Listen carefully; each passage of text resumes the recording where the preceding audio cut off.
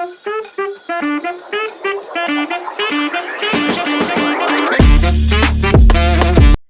Krishna, welcome to channel the way of law. तो हमारा CUT PG LLM का exam जो है वो आ ही चुका है, बस 7-8 दिन रह रहे हैं। तो मैंने सोचा what's the best which I can do for you all.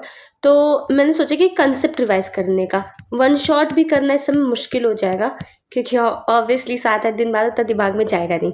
तो मैंने क्या किया है, मैंने आपके लिए पेपर तैयार किया, हर एक सब्जेक्ट का अलग। फैमिली लॉ का अभी आज हम फैमिली लॉ करेंगे। बाकी जो इंपॉर्टेंट सब्जेक्ट्स हैं, जैसे हमारा कॉन्स्टी है, टॉर्ट्स है, ज्यूरिस है, इंटरनेशनल लॉ है, कॉन्ट्रैक्ट है, तो इन सब के लिए मैंने एक आपके लिए क्वेश्चन बनाया है, और उसका सेम स्टैंडर्ड है जो कि हमारा CUT PG LLM में पूछा जाता है। और मैंने इसमें ये कोशिश किया कि आप लोगों को कंसेप्ट रिवाइज हो जाए, ठीक है। तो इसमें मैंने नीचे जानबूझ के आंसर भी लिखा है, क्योंकि अभी इतना टाइम नहीं है कि आप गेस करो, ये करो, वो करो, है ना। अब मतलब कि अगर आप जल्दी जल्दी भी रिवाइज करना चाहो, क्योंकि मैं समझ रही हूँ समय बहुत कम है, तो इस वजह से मैंने नीचे इधर आंसर भी लिखा हुआ है। बट अगर आप लोग के पास थोड़ा भी समय है तो मैं आपसे बोलूँगी कि मैं आपको ज़्यादा चीज़ें बताऊँगी। अगर आप लोग सुनोगे ना, तो जितना आपका यहाँ पे ऑप्शन में लिखा है, मैं आपको ऑब्वियसली उससे थोड़ा ज़्यादा ही बताऊँगी, लेकिन आपके कन्वीनियंस के ऊपर है, जैसे आपको ठीक लगे आप लोग करो, ठीक है। तो अब जिसको देखना हो बाकी हाइड भी कर सकते हैं, और जिसको सिर्फ सीधे जल्दी पढ़ना है तो वो देख सकता है, जैसा ठीक लगे आप लोग को, ठीक है। चलिए, पहला क्वेश्चन ये है कि under the Hindu marriage act 1955 which of the following marriage is void under section 11। तो जैसे ही वॉइड वर्ड आता है आपके दिमाग में तुरंत सेक्शन 11 आ जाना चाहिए, ठीक है। सेक्शन 11 वॉइड मैरिजेस की बात करता है, और सेक्शन 12 हमारे किसकी बात करता है, वो वॉइडेबल की बात करता है। तो यहाँ पे जो हमारा सबसे पहली चीज़ क्या है, marriage when bride is below 18 years. तो ये हमारा जो शादी होता है वॉइड नहीं होता है, ये तो आपको पता है। इसके लिए हाँ पनिशमेंट है, अगर कोई चाइल्ड मैरिज कराता है तो उसके लिए पनिशमेंट है। आप लोग देख सकते हैं सेक्शन 18, ठीक है। सेक्शन 18-17 हिंदू मैरिज एक्ट के हमारे पनिशमेंट्स की बात करते हैं। फिर अगला, marriage with in the prohibited degree of relationship without custom permitting it. तो ये अगर आप सेक्शन 5 पढ़ोगे तो उसमें ग्राउंड है वॉइड मैरिज का, तो ये होगा। बट स्टिल मैं आपको और 2 ऑप्शंस पढ़ के बता देती हूँ।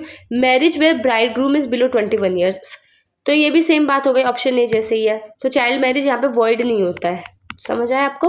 और मैरिज सोलमनाइज्ड विदाउट सप्तपदी सेरेमनी, हाँ तो हो सकता है, सबका कस्टम अलग अलग है। अगर आपके कस्टम में सप्तपदी जो है मैंडेटरी नहीं है तो ठीक है ना, उसमें कोई नीड भी नहीं है करने की, तो मतलब कोई मैंडेटरी नहीं है। बट सप्तपदी अगर मैंडेटरी और आप नहीं कर रहे हैं तो गलत है, ठीक है। चलिए अगला question, section 13B of the Hindu marriage act. अब तुरंत सोच लेना कि 13B बात किसकी करता है, आपके दिमाग में आ जाना चाहिए कि चलो हमारा सेक्शन 13 किससे रिलेटेड है, ये हमारा डिवोर्स से रिलेटेड है ना। और 13B किससे रिलेटेड है, डिवोर्स बाय म्यूचुअल कंसेंट। ये पढ़ो तो आपके दिमाग में आ जाना चाहिए, तो मतलब आप इजी चीज़ों का आंसर कर पाएंगे। तो अभी जितना आपने पढ़ा है नहीं पढ़ा है कोई बात नहीं, जितना मैं बता रही हूँ इस वीडियो में एटलीस्ट उतना तो ध्यान रहना चाहिए आपको, ठीक है। क्योंकि कुछ मतलब something is better than nothing. तो section 13B of the Hindu marriage act provides for divorce by mutual consent, इन्होंने वैसे लिख भी दिया है। The cooling off period prescribed is, तो कितना कूलिंग ऑफ पीरियड है, तो ऑब्वियसली ये तो आपको पता होना चाहिए, 6 महीने है मिनिमम, और मैक्सिमम जो है 18 महीने है, ठीक है। और इससे रिलेटेड आप लोग को केस भी मिलेगा, है ना। और यहाँ पे मैंने केस, ये तो काफ़ी रीसेंट केस है, लेकिन वैसे भी आपको इससे रिलेटेड कुछ केसेस मिल जाएंगे म्यूचुअल कंसेंट से रिलेटेड, कि मतलब अगर इनिशियली अगर किसी पार्टी में, आपको थोड़ा सा और बता देती हूँ क्योंकि मैं चाहती हूँ आपको जितना बता पाऊँ। तो अगर डिवोर्स में म्यूचुअल कंसेंट के लिए अगर फाइल करें तो शुरुआत में दोनों पार्टीज ने फाइल किया है ना। दोनों पार्टीज ने अगर शुरुआत में म्यूचुअल कंसेंट के लिए गए हैं, और ये जो कूलिंग पीरियड दिया, कूलिंग ऑफ पीरियड दिया, अगर उसमें किसी पार्टी का मन बदल जाता है तो डिवोर्स में म्यूचुअल कंसेंट नहीं होगा। एक पार्टी अगर मुकर गए तो डिवोर्स में म्यूचुअल कंसेंट नहीं होगा। If I am not wrong, इससे रिलेटेड एक केस है ओम प्रकाश वर्सेस सुरेष्ठा देवी, ठीक है। तो आप एक बार इसे चेक कर सकते हैं। तो ये हमारा केस है इससे रिलेटेड। चलिए आगे चलते हैं। अगला क्वेश्चन है, the doctrine of irretrievable breakdown of marriage as a ground for divorce was recently recognised by supreme court using article 142 in. तो ये एकदम रिसेंट, ये आप लोग को पता नहीं होगा, तो यहाँ पे आप लोग को पता होना चाहिए। देखो एक तरीका भी है, इन लोगों ने बोला है कि आपको ऑप्शन एलिमिनेट करने आना चाहिए, जैसे भागवत वर्सेस भागवत, है ना। ये वाला जो केस है आपको ये पता होना चाहिए कि ये जो है किससे रिलेटेड है। अगर आप लोगों ने पढ़ा होगा नवीन कोहली, नीलू कोहली, ये सब क्या लैंडमार्क केसेस है फैमिली लॉ के, है ना। तो ये 2 ऑप्शन तो आप अपने आप एलिमिनेट कर लोगे। तो इस तरीके से जो आप लोग पढ़ के देख सकते हैं, ठीक है। मतलब आपको लैंडमार्क केसेस पता होने चाहिए। मैंने एक लैंडमार्क केसेस का भी वीडियो डाला है, आप लोग वहाँ पे भी लैंडमार्क केसेस देख सकते हैं, ठीक है। आगे आते हैं। Question number 4, under section 9 of the Hindu marriage act restitution of conjugal rights can be claimed when. तो रेस्टिट्यूशन ऑफ कंजुगल राइट्स आपको पता है, इससे रिलेटेड हम लोग के पास 3 लैंडमार्क केसेस हैं। और हाँ, यहाँ पे लिखे हुए भी हैं वो 3 लैंडमार्क केसेस। एक टी सरिता वर्सेस टी वेंकट सुबैया, है ना, और उसका सरोज रानी वर्सेस सुदर्शन कुमार। तो 3 है इससे केसेस, है ना। एक हरमिंदर कौर वाला केस है ना। तो इसमें क्या हुआ कि ये कहा गया कि जो रेस्टिट्यूशन ऑफ कंजुगल राइट्स है वो कॉन्स्टिट्यूशनल नहीं है, टी सरिता वाले केस में कहा गया। बाकी जो हमारा हरमिंदर कौर और सरोज रानी वाला इसमें कहा कि कॉन्स्टिट्यूशनल है। तो अब चलो आगे पढ़ते हैं। रेस्टिट्यूशन ऑफ कंजुगल राइट्स आप लोग को पता है ना क्या होता है, मैं आपको वो भी समझा देती हूँ। रेस्टिट्यूशन ऑफ कंजुगल राइट्स मतलब क्या होता है कि अगर एक दो पार्टीज होते हैं शादी में, अगर एक पार्टी छोड़ के चली जाती है बिना किसी रीजनेबल कॉज के, तो ये पार्टी जो है कोर्ट जा सकती है। अब और कोर्ट बोल सकता है इस दूसरी पार्टी को कि वापस अपने हस्बैंड के पास है या अपने वाइफ के पास जाए, ठीक है। तो under section 9 of the Hindu marriage act restitution of conjugal rights can be claimed when either party has committed adultery. नहीं, अडल्ट्री कमिट किया तो ये तो गलत ग्राउंड है ना। अगर किसी ने अडल्ट्री किया तो कोर्ट कहेगी क्या कि तुम जाओ वापस उसके साथ रहो? नहीं। तो ये तो मतलब एकदम कॉमन सेंस है। मैं तो कह रही हूँ जिसको सेक्शन 9 भी नहीं आता वो भी आंसर कर देगा। तो मैं आपको कुछ चीजें बता रही हूँ, देखो एंड समय है। मैं शुरुआत में तो आपको नहीं बोलती जब 5-6 महीने रहते, लेकिन मैं अभी आपको एक चीज बोलूंगी, थोड़ा सा कॉमन सेंस भी यूज करो, दिमाग को थोड़ा सा खोल लो। तो ऑप्शन 1 तो हो ही नहीं सकता है। दूसरा क्या, one spouse is withdrawn from the society of the other without reasonable cause. ये कितना मतलब वैलिड लग रहा है, सोचने से भी देखा जाए तो कितना मतलब कितना कॉमन सेंस वाली बात है। There has been cruelty by one party, obviously नहीं। The marriage has not been consummated, तो हमारे यहाँ जो है marriage has not been consummated. Hindu law में इसका बहुत ज्यादा कुछ रिलेवेंस नहीं है, बट मुस्लिम लॉ में इसका बहुत रिलेवेंस है। जैसे डावर है, वो अगर मैरिज कंज्यूमेट नहीं हो तो जो डावर होगा वो सिर्फ और सिर्फ आधा मिलता है, पूरा डावर नहीं मिलता। तो बहुत सारी चीजें। Saptapadi, question number 5, saptapadi 7 step is essential for a valid Hindu marriage under section 7। ये सेक्शन याद रहना चाहिए। सेक्शन 7 को ऐसे लकी नंबर मानते हैं, तो 7 में क्या है, शादी के बारे में बात करी गई है। और 13 को अनलकी नंबर मानते हैं, तो 13 में डिवोर्स की बात करी गई है। ये मुझे मेरे टीचर ने ट्रिक बताई थी तो मुझे याद था, तो ठीक है। चलिए आगे। अब हम लोग Hindu law succession and joint family की बात करते हैं। The Hindu succession amendment act 2005 amended section 6 to give daughters equal right as co-partner. The Supreme Court in Vinita Sharma versus Rakesh Sharma 2020 held. तो अब देखो मैं कह रही हूँ कि मान लो आपने पढ़ाई ना हो, मानती हूँ कि आप लोगों ने जो केस है नहीं पढ़ा, आपको थोड़ा सा कॉमन सेंस यूज करना पड़ेगा कि ये जो है 2020 का जजमेंट है, तो 2020 में किस तरीके से कोर्ट चल रहे हैं, थोड़ा मतलब चीजें आपको पता होनी चाहिए, है ना, समझ रहे हो ना। तो जैसे इसमें क्या है, आप खुद आप पढ़ो आपको पता लगेगा। Daughters get right only if the father was alive on 9/9/2005। तो ये तो गलत नहीं लग रहा कि मतलब एक बात सोचो, बेटा और बेटी का हम लोगों ने कहा इक्वल राइट होना चाहिए, तो क्या बेटे को तभी प्रॉपर्टी मिलेगी father is alive on this date? ऐसा तो नहीं है। दूसरा कहता है amendment applies prospectively only to daughters born after 2005। तो क्या डिस्क्रिमिनेटरी नहीं होगा उससे पहले जो डॉटर्स पैदा हुई हैं? तो ये भी नहीं होना चाहिए। ये दो तो मतलब साफ साफ पता चल रहा है कि नहीं है। The amendment applies only to unmarried daughters. क्यों? मैरिड और अनमेरिड डॉटर्स में ये मतलब कोई रीजनेबल क्लासिफिकेशन है क्या? अगर आप लोगों ने कॉन्स्टिट्यूशन पढ़ा तो उसके हिसाब से आर्टिकल 14 के हिसाब से क्या ये कोई रीजनेबल क्लासिफिकेशन है? नहीं। ऑप्शन सी क्या कहता है हमारा, daughters have coparcenary rights by birth regardless of whether the father was alive on. तो उनके पास बाय बर्थ उनके पास ये राइट आता है। तो विनीता शर्मा वैसे राकेश शर्मा के केस में कहा गया था, 3 जज की बेंच थी और उन्होंने 2 जजमेंट्स थे, है ना। इन 2 जजमेंट को क्या किया था, प्रकाश वर्सेस फूलबत्ती और धनम्मा वर्सेस अमर, इसको क्या किया था, ओवर रूल कर दिया था। तो देखो आपको 3 केस लॉस पता चल गया। अगला है question 7, under the Mitakshara school of Hindu law the property in which coparcener has an interest by birth is called. तो वो प्रॉपर्टी जिसमें मतलब बाय बर्थ उसका राइट रहता है। अच्छा, ये जो PYQs आप देख रहे हो, मैं थोड़ा सा कंसेप्ट रिवाइज कराने के लिए भी कह रही हूँ। तो आपको एक चीज पता होनी चाहिए कि हिंदू लॉ में हमारे 2 तरीके के स्कूल्स होते हैं, ठीक है।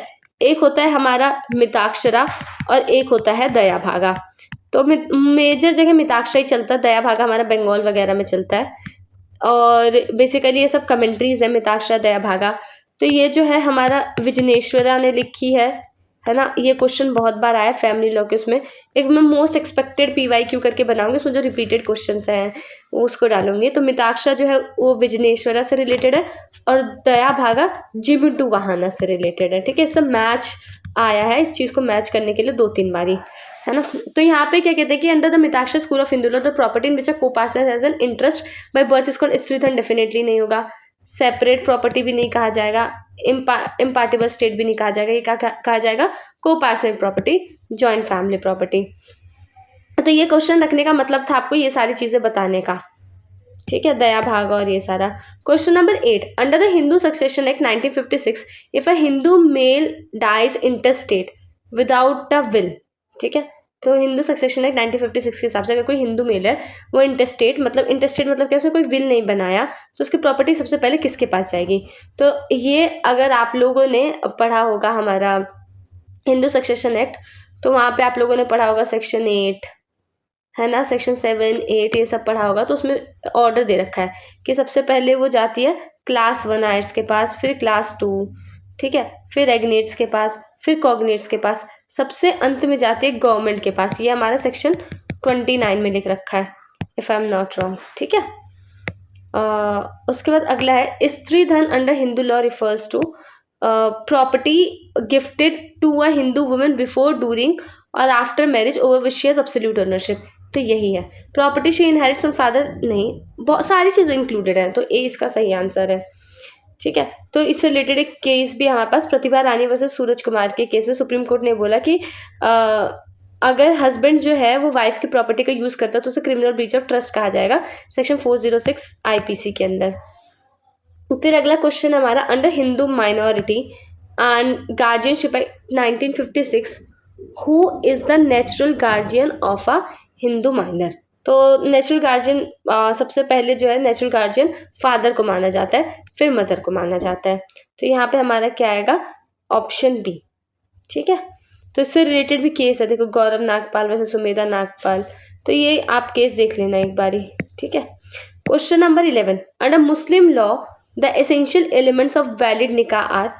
तो सबसे पहले क्या होता है, ये क्वेश्चन रखने का पर्पस क्या, आपको निकाह वाला मतलब जो मैरिज है, मुस्लिम मैरिज आपको समझाना है। तो मुस्लिम मैरिज होने के लिए जो सबसे फर्स्ट स्टेप होता है वो होता है प्रपोजल, जिसे हम लोग इजब बोलते हैं। दूसरा क्या होता है, कबूल, और एक ही टाइम पे होना चाहिए, है ना, और सेम ही मीटिंग में होना चाहिए। 2 कॉम्पिटेंट विटनेस होने चाहिए, और अब मेल विटनेस होने चाहिए। लेकिन अगर एक मेल विटनेस तो मैंडेटरी है, ऐसा हो सकता है कि एक मेल की जगह हम लोग 2 फीमेल ले लें, वरना एक मेल विटनेस तो ज़रूरी ही है। शिया लॉ में कोई भी विटनेस की रिक्वायरमेंट नहीं है। और वहीं पे अगर डिवोर्स की बात करें, जब डिवोर्स होता है मुस्लिम लॉ में, तो वहाँ पे जो सुन्नी लॉ होता है, सुन्नी में किसी भी विटनेस की ज़रूरत नहीं है। ऑन द अदर हैंड अगर शिया लॉ में डिवोर्स होता है तो वहाँ पे किसकी ज़रूरत है, वहाँ पे हमें एक विटनेस की ज़रूरत है। तो ये पूरा मैं आपको समझा रही हूँ, आप ध्यान से सुनिए। ठीक है, अगला क्या, parties must be competent. Competent मतलब जैसे कि प्यूबर्टी होनी चाहिए, पर यहाँ पे भी एक चीज़ है कि अगर वो एज ऑफ प्यूबर्टी के नहीं है तो ठीक है, उनके गार्जियन वगैरह भी कर सकते हो, मैरिज वॉइड नहीं मानी जाएगी। अच्छा, यहाँ पे क्या होता है ना, मुस्लिम लॉ में जो मैरिज होती है ना वो 3 तरीके की होती है। 3 तरीके की मतलब, एक होती है वैलिड जिसे हम लोग बोलते हैं सही मैरिज, एक होती है वॉइड, ठीक है, जिसे हम लोग बोलते हैं बातिल, और एक होती है वॉइडेबल, है ना, जिसे हम लोग वॉइडेबल या जिसे हम लोग इर्रेगुलर मैरिज बोलते हैं। मेरी हैंड राइटिंग आई होप आप लोग को समझ आ रही है, जिसे हम लोग बोलते हैं फासिद। तो इसमें क्या है कि पार्टीज मस्ट बी कॉम्पिटेंट, मतलब प्रोहिबिटेड डिग्रीज में नहीं आनी चाहिए।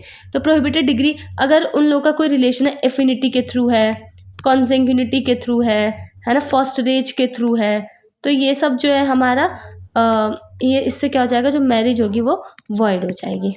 ठीक है, मतलब उन लोगों का किसी तरीके का ब्लड रिलेशन है, असेंडेंट है, डिसेंडेंट है ना, उनके असेंडेंट डिसेंडेंट के हस्बैंड वाइफ। ठीक है, तो इन सब चीज़ों को ध्यान रखना है। अगला क्या चीज़ है, डावर होना चाहिए। और डावर का भी एक चीज़ बता देती हूँ मैं आप लोग को। तो यहाँ पे ऑप्शन जो है, ऑप्शन ए है, आप लोग ये देख लेना, है ना। तो ये तो जानबूझ के मैंने ऑप्शन थोड़े वैसे ही डाले। चलो अब मैं डावर के बारे में आप लोग को बता देती हूँ। जो डावर होता है ना वो यहाँ पे दो तरीके का होता है, ठीक है। एक होता है हमारा स्पेसिफाइड डावर और एक होता है स्पेसिफाइड डावर और एक होता है मतलब जो हमारा डावर स्पेसिफाइड नहीं रहता, ठीक है। अब स्पेसिफाइड डावर में भी दो तरीके का होगा, एक प्रॉम्प्ट होगा और एक डिफर्ड होगा। प्रॉम्प्ट मतलब वो तुरंत पेएबल है, अगर तुरंत नहीं दे रहा तो जब वाइफ मांगे। डिफर्ड मतलब at the dissolution of marriage, या मतलब जब उनका मन करे तो डिसोल्यूशन ऑफ मैरिज में पेएबल है। प्रॉम्प्ट डावर है मान लो, है ना, प्रॉम्प्ट डावर है और मान लो हस्बैंड देता नहीं है वो डावर, तो वाइफ चाहे तो अपने हस्बैंड को घर पे छोड़ सकती, मतलब घर को छोड़ देगी। और अगर हस्बैंड उसके बाद रेस्टिट्यूशन ऑफ कंजुगल राइट जाके मतलब फाइल करता है तो वो फेल हो जाएगा, उसे देना पड़ेगा, ठीक है। फिर मैं अच्छा चलो आगे पढ़ते हैं, और जो मुझे लगेगा मैं आपको तलाक से रिलेटेड भी चीज़ें बता दूंगी, ठीक है। तो एक तरीके से मैं पूरा मुस्लिम law in short sum up कर दिया है। In Muslim law, fasid, irregular marriage differs from batil marriage in that option पढ़ो। Both have the same consequences, नहीं, same consequences तो नहीं होते। A fasid marriage can be regularized, batil marriage cannot, it is void ab initio, correct। जो फासिद marriage होता है उससे हम लोग, जब फासिद मैरिज के बारे में मैंने क्या बताया कि इरेगुलर होता है। जैसे मैं आपको एग्जांपल देती हूँ, इस्लाम क्या अलाउ करता है कि 4 वाइफ हो सकती हैं, लेकिन अगर मान लो अच्छा, अगर किसी को ये वीडियो मतलब किसी ने अगर बहुत ज़्यादा पढ़ रखा है तो मैं आपको ये रिकमेंड नहीं करूँगी, आप फालतू का टाइम वो करो। आप जस्ट ये ऑप्शन देखकर, मतलब ऑप्शन है यहाँ पे, आप देखकर जा सकते हैं। बट मैंने बहुत बेसिक लेवल का बनाने की कोशिश करी है कि जिसने ठीक से नहीं पढ़ा या रिवाइज नहीं है, तो एक तरीके से ऊपर ऊपर से आइडिया देने के लिए, है ना, तो उस तरीके से है। तो बाकी आप लोग देख लेना जो आपका नीड हो, है ना। टाइम किसी को नहीं वेस्ट करना है, मैक्सिमम अपने टाइम को यूटिलाइज करना है, ठीक है। आपको जितना काम का आप देखिए, वरना आप छोड़ दीजिए, है ना, और जो आपने सोचा करिए, फोमो में नहीं आना, ठीक है ना। तो 4 वाइफ है, अब मान लो एक और वाइफ से शादी कर लेता है, तो ये मैरिज क्या होगी, फासिद होगी, मतलब ये मैरिज क्या होगी, इर्रेगुलर। अब यहाँ पे हस्बैंड क्या कर सकता है, एक से तलाक ले सकता है, तो क्या हो जाएगी, ये मैरिज रेगुलर हो जाएगी। या मान लेते हैं इद्दत पीरियड चल रहा है। इद्दत पीरियड मतलब क्या होता है कि जब वुमेन डिवोर्स लेती है ना, तो कुछ वेटिंग पीरियड रहता है ना। वेटिंग पीरियड रहता है। वेटिंग पीरियड इस वजह से रहता है कि ये डिसाइड करने के लिए कि पैटर्निटी डिसाइड करने के लिए कि इस बच्चे का पापा कौन है। तो जो इद्दत पीरियड होता है उस दौरान अगर मान लो किसी ने शादी कर ली तो वो वॉइड नहीं होगी, वो क्या होगी, इरेगुलर मैरिज होगी। तो जब इद्दत पीरियड खत्म हो जाएगा तो उसकी शादी क्या हो जाएगी, वैलिड हो जाएगी, है ना। तो ये ध्यान रखना है आपको। आगे क्वेश्चन नंबर 13, ट्रिपल तलाक, तलाक उल बिद्दत, ठीक है। इसे अनकॉन्स्टिट्यूशनल डिक्लेयर किया गया शायरा बानो के केस में। कौन से ग्राउंड पे, तो यही था कि आर्बिट्ररी था, आर्टिकल 14 और 21 को वायलेट कर रहा था, है ना। अब यहाँ पे एक चीज़ मैं आपको बताती हूँ, ये मैंने क्वेश्चन क्यों डाला है। हाँ, आप लोग यहाँ पे ये देख सकते हो 5 जज की बेंच थी, 3:2 मेजॉरिटी था, और ये सब अगर मैं हटाऊँ तो मैं बताती हूँ आपको तलाक कितने तरीके के होते हैं, मतलब जो डिवोर्स होता है वो कितने तरीके के होते हैं मुस्लिम लॉ में। एक तो मेरी हैंड राइटिंग ऑलरेडी गंदी है और आप लोग का एग्ज़ाम आ रहा हो, गुस्सा आ रहा होगा आप लोगों को मेरे ऊपर। तो 2 तरीके का है, ठीक है।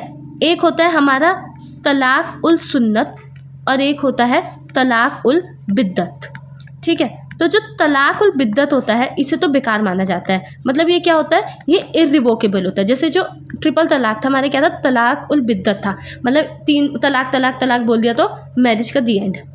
तो तलाक उल सुन्नत को अच्छा माना जाता था, और ये 2 तरीके का है, एक तलाक उल अहसन और एक में ए नहीं है, एक सिर्फ हसन है। इसे मोस्ट प्रॉपर बोला जाता है और इसको जो है सिर्फ और सिर्फ प्रॉपर बोला जाता है। इसे मोस्ट प्रॉपर क्यों बोला जाता है, क्योंकि इसमें तलाक वर्ड को सिर्फ एक ही बार बोला जाता है। अच्छा, एक चीज़ ये रिवोकेबल होता है ना, मतलब करेक्ट करने का मौका होता है आपके पास, ऐसा नहीं होता एक चीज़ एकदम हाथ से निकल जाती है। तो मोस्ट प्रॉपर इस वजह से बोला जाता था क्योंकि इसमें सिर्फ एक ही बार तलाक वर्ड का यूज़ किया जाता है और तलाक हसन में 3 बार यूज़ किया जाता है। ऑल्दो तीनों में टाइम सेम ही लगता है तलाक लेने का, बट इसमें तलाक वर्ड एक ही बार यूज़ होता है। तो इसमें क्या होता है कि जो तूहर का पीरियड चल रहा होता है, तूहर पीरियड वो पीरियड होता है जब वुमेन मेंस्ट्रुएट नहीं कर रही होती है ना। उसका 3 महीने का टाइम रहता है, 3 महीने के अंदर अगर सुलह हुआ तो ठीक है, वरना तो ख़त्म, ठीक है। तो उस दौरान मतलब उन लोग को एज अ हस्बैंड वाइफ नहीं रहना, है ना। तो ये चीज़ है। अब तलाक हसन में क्या होता है कि तूहर टाइम में बोलेगा तलाक, फिर 3 बार और तलाक बोलेगा, नेक्स्ट तुहर में, फिर अगले तुहर में, अगले तुहर में, ऐसे करके मैरिज खत्म होता है। फिर और भी तरीके के तलाक होते हैं। अगर आप लोगों ने तलाक तफवीज़ जिसे बोलते हैं, तलाक तफवीज़ क्या होता है? इसमें जो वाइफ के थ्रू तलाक होता है, ठीक है? वाइफ को देखो, एक बात देखना, मुस्लिम लॉ में ना सिर्फ और सिर्फ हस्बैंड के पास राइट है तलाक देने का। वो एज ए गिफ्ट वाइफ को दे सकता है कि वाइफ को मतलब गिफ्ट दे सकता है कि वो तलाक दे सकती है, कुछ कुछ कंडीशन में बता सकता है। तो खुद से नहीं, हस्बैंड से अथॉरिटी डेलीगेट कर रहा है वाइफ को, तो ही वो तलाक दे पा रही है। उसके बाद म्यूचुअल कंसेंट के थ्रू भी डाइवोर्स होता है, जिसे हम लोग खुला और मुबारत बोलते हैं, ठीक है? काफ़ी कुछ मैंने आपको बता दिया, ट्रस्ट मी। फिर under Muslim law the period of iddat after divorces, तो ऑब्वियसली 3 महीने होता है, 3 मेंस्ट्रुअल साइकिल मतलब इसे बोलते हैं। और अगर मान लो शादी जो है खत्म हो रही है, डिसॉल्व हो रही है by the death of the husband, तो 4 मंथ और 10 डेज, ठीक है? और अगर एक और हाँ, अगर प्रेग्नेंट है तो जब तक डिलीवरी नहीं हो जाती।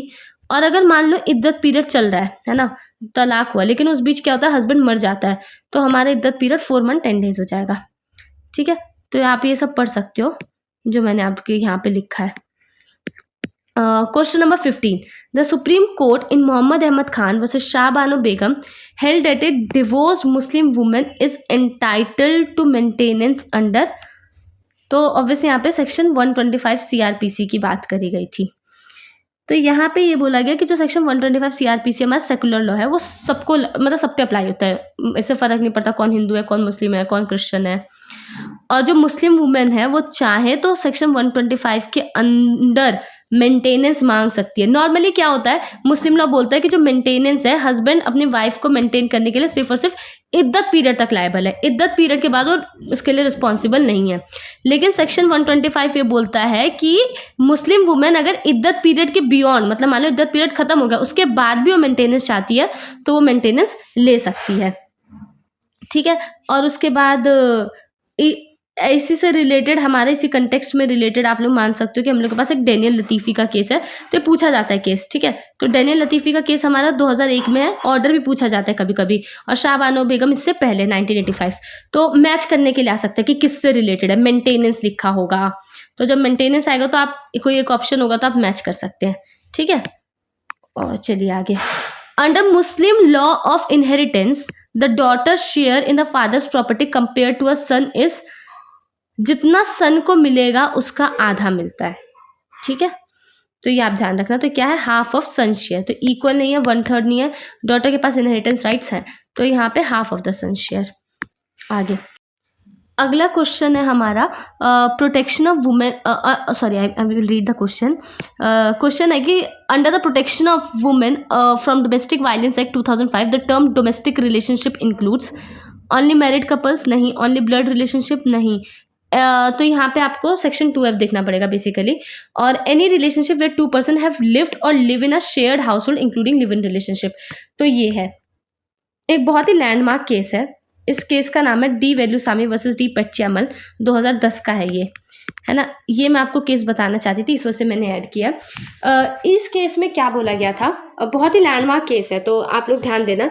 जब हम लोग मेंटेनेंस की बात करते हैं ना, तो मान लो अगर 2 लोग हैं, वो लोग लिव इन रिलेशनशिप में रहे बहुत समय के लिए, तो उन्हें जो है मेंटेनेंस दिया जा सकता है। ये जो हमारा, ये आप जो पर्टिकुलर एक्ट पढ़ रहे हो, है ना, protection of women from domestic violence act 2005, ये जो आप एक्ट पढ़ रहे हो, इस एक्ट के अंदर जो वुमेन है उसको, जो लिव इन रिलेशनशिप में रह रही है, उसको मेंटेनेंस मिल सकता है। बट एक बात ध्यान रखा जाएगा, हम उसे वाइफ का स्टेटस नहीं देंगे, मेंटेनेंस मिल जाएगा बट वो वाइफ नहीं कहलाएगी, ठीक है? तो ध्यान रखना, डी वेलुसामी वर्सेस डी पच्चैमल। कितने सारे केसेस आपको पता चल गए हैं, नहीं? अगला है question 21, under the Hindu adoption and maintenance act 1956 who has the capacity to give a child in adoption, तो कौन दे सकता है? तो ये भी राइट हम देखें ना, तो मेजरली किसके पास रहता है, ये फादर के पास ये राइट है। हाँ, मदर की कंसेंट मैंडेटरी है, मदर की कंसेंट नीडेड है, लेकिन मेजरली फादर के पास राइट होता है। On the other hand mother तभी दे पाएगी, 2 कंडीशन है। क्या है कि अगर वो जो फादर है वो इनकेपेबल है, मतलब वो कंसेंट नहीं दे सकता, उसने कंसेंट नहीं दे सकता, मतलब या तो डेड है, या फिर वो मतलब अनसाउंड माइंड का है, वर्ल्ड रिनाउंस कर दिया है, ठीक है? अच्छा, इसमें एक और चीज़ है, जो फादर है वो उसे वाइफ के कंसेंट का नीड नहीं है अगर जो वाइफ है वो उसने वर्ल्ड रिनाउंस कर दिया है। और अगर एक से ज़्यादा वाइफ है, पहले के टाइम में क्योंकि क्या होता था, कई सारी शादियाँ होती थी। एक्ट आने से पहले तो 3-4 शादियाँ होती थी। अब ख़ैर इस लॉ का कोई रिलेवेंस नहीं है, लेकिन एक्ट आने से पहले क्या होता था, लोग पहले हिंदूज़ में भी क्या करते थे, बहुत सारे रीज़न्स होते थे जिससे वो एक नहीं मल्टीपल वाइफ़्स रखते थे, करेक्ट? कि एक को बेटा नहीं हो रहा तो उस वाइफ़ में कोई प्रॉब्लम है, बच्चा नहीं हो रहा तो वाइफ़ 2 ले आओ, इसको बेटी ही हो रही है तो वाइफ़ 3 ले आओ, है ना? वाइफ़ 3 मर चुकी हैं, वाइफ़ 1, वाइफ़ 2 बुड्ढी हो गई तो ध्यान कौन रखेगा, तो वाइफ़ 4 ले आओ। तो ऐसे करके सिस्टम था। तो यहाँ पे चारों वाइफ़ की कंसेंट नीडेड है, ठीक है? तो ये आपको ध्यान रखना है। बाकी इसके रिलेवेंट सेक्शंस ध्यान रखिएगा। ये कौन-सा है? सेक्शन 9 ऑब्वियसली ये देता है किसके पास कैपेसिटी है अडॉप्शन में देने की, ठीक है? तो ये ध्यान रखना। अच्छा, और अडॉप्शन डीड जो है रजिस्टर्ड होना चाहिए, हमारा सेक्शन 16 बोलता है। अंडर सेक्शन 125 सीआरपीसी, जो कि हमारा बीएनएसएस का सेक्शन 144 है, the term wife for maintenance purposes includes, तो इसके अंदर कौन-कौन आएगा?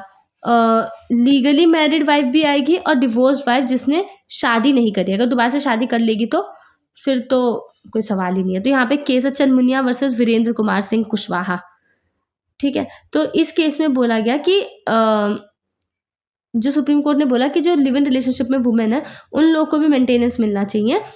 हाँ, वाइफ का स्टेटस नहीं देना चाहिए बट मेंटेनेंस मिलना चाहिए, ठीक है? लीगली वेडेड वाइफ का स्टेटस नहीं मिलेगा but they should get maintenance. ये मैंने आपको पहले ही बताया था। अगला क्वेश्चन है हमारे पास, under the Hindu adoption and maintenance act 1956, a Hindu female since 1956 amendment has right to adopt a child, तो only with her husband's permission. तो यस, ये बात एकदम सही है। इससे रिलेटेड एक केस लॉ भी है। इसमें क्या है कि मैंने जो केस लॉ वाला बनाया ना पूरा, वो आप देख सकते हो। तो यहाँ पे जो वुमेन है ना, वो जैसे देने के मामले में था, बच्चा अडॉप्शन में देने के लिए जो वुमेन का पोजीशन था, वैसे ही है। तो वुमेन जो बच्चा खुद अडॉप्ट नहीं कर सकती। अगर वो अनमैरिड है, तो उसे किसी की परमिशन की नीड नहीं है, और ये डिवोर्स्ड है, तो भी उसे किसी की परमिशन की नीड नहीं है। बट अगर वो मैरिड है ना? तो उसे परमिशन की नीड है, ठीक है? तो हस्बैंड की परमिशन ज़रूरी है। अच्छा, एक और चीज़ यहाँ पे आपको मैं बता देती हूँ, कि इन एक केस था, उस केस में क्या था कि जो वाइफ़ थी, वो डिवोर्स्ड नहीं थी, लेकिन डिवोर्सी वुमन की तरह रहती थी। तो उसे भी यहाँ पे हस्बैंड की कंसेंट की ज़रूरत है। क्योंकि अगर क्योंकि अगर डिवोर्स नहीं हुआ तो कहीं न कहीं तो वो उसका फ़ादर तो वही इंसान बनेगा ना, तो खुद कैसे डिसीज़न लिया जा सकता है? अगला question number 24, the juvenile justice care and protection of children act 2015 JJ act allows adoption of children for only Hindu families, नहीं, any perspective adoptive parents regardless of religion. तो यहाँ पे ये मैंने इस वजह से डाला था क्योंकि नॉर्मली क्या है, अगर आप लोग Hindu adoption and maintenance act पढ़ोगे तो वहाँ पे और जेजे एक्ट में आप लोग को एक कन्फ्लिक्ट दिखेगा।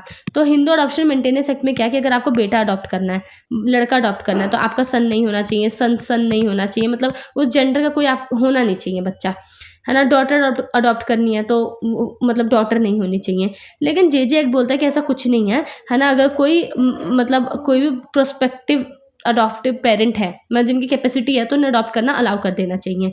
तो बहुत सारे ऑर्फन बच्चे जिनको घर मिलेगा। In which case did Supreme Court hold that a Muslim woman divorced under personal law is entitled to fair and reasonable provision beyond the iddat period under the Muslim Women Act? तो ये obviously Daniel Latifi versus union of India, ठीक है?